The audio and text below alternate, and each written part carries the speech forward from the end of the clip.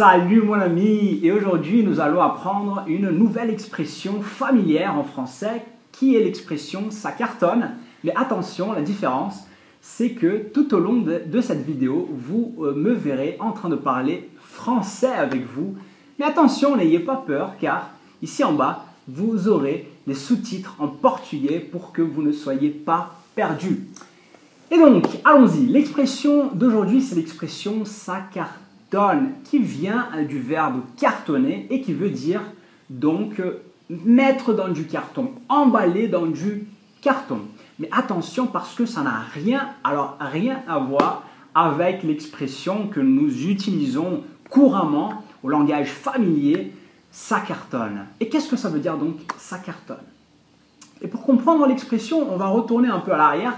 Parce qu'à l'origine, c'est-à-dire dans les fêtes foraines d'autrefois en France, nous mettions dans des stands de tir des cartons.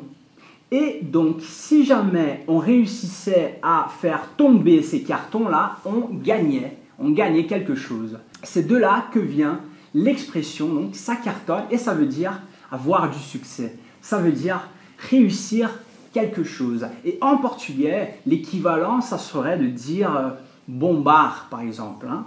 Mandar muito bem, arrasar, etc., etc.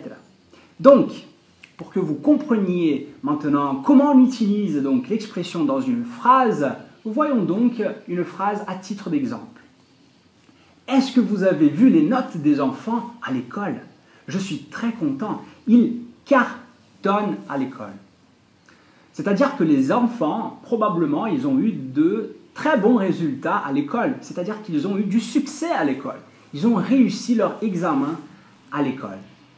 Et si jamais vous voulez écouter et lire d'autres phrases avec l'utilisation de l'expression « ça cartonne », je vous invite à connaître le site Francês Fluente.